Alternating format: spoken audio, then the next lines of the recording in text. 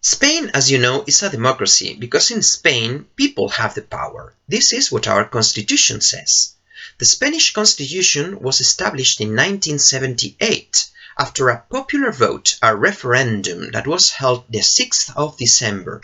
That's why the 6th of December every year we celebrate the Constitution Day. But do you know what a constitution is? A constitution is the most important law in a country. The Spanish constitution is our most important law because it establishes our rights and duties, and it also tells us which are the basic rules of our coexistence in society, how our political system works. In the constitution there is a special section devoted to our rights. But there are two types of rights in the Constitution, the fundamental rights that we have as human beings and the rights that belong to us as Spanish citizens. Fundamental rights belong to everyone because we're just human. They are also included in the Constitution as well as in the Universal Declaration of Human Rights, and they include rights such as the right to life, the right to free expression, the right to free thought, the right not to be tortured or the right not to be made a slave, and also the political participation. Now, we also have rights as Spanish citizens, for example, the right to have private property, or the right to work in decent conditions, or the right to create your own business. Rights are linked with duties. In a democracy, every right has a corresponding obligation. For example, we have the right to use public services like schools or hospitals or public transport, but this means we have to respect public property too. Some of these duties are especially important, and they are included in the Constitution. For example, we all have the duty to defend Spain.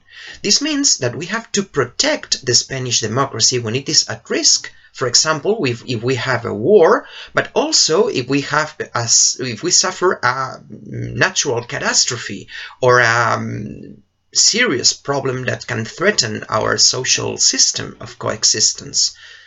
There is another very important duty that we all have. It's the duty to pay our taxes. As you know, if we don't pay our taxes, we cannot fund public services like education or health system. So that it's extremely important that every citizen complies with this obligation.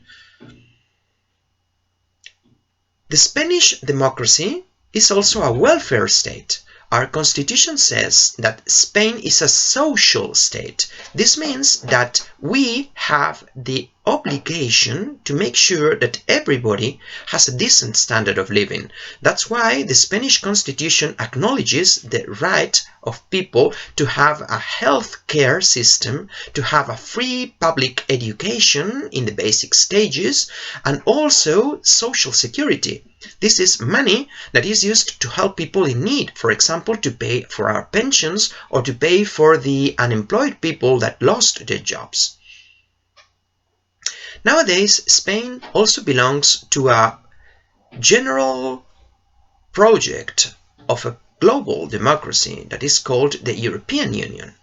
So Spain is part of a club of 27 countries that try to create a common area of freedom and of democracy.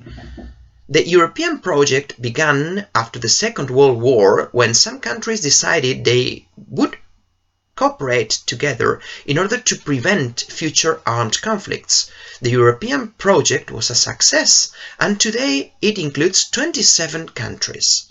It is important that you know that since 1992, with the Treaty of Maastricht, the European Union is an area of free circulation. This means that European citizens can move wherever they want within the European borders, and they can also live in any country they want and also use a common currency, the euro. So the Treaty of Maastricht created the European citizenry.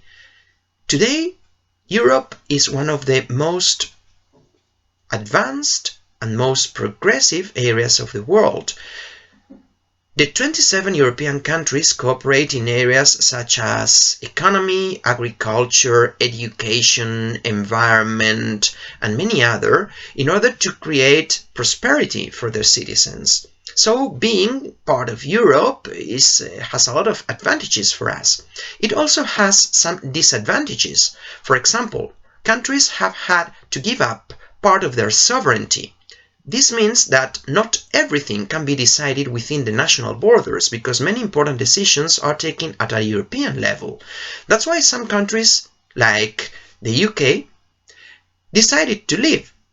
But the rest of the European countries think that the loss of national sovereignty is one minor problem that can be highly balanced by the great advantages that belonging to the European project can bring to us.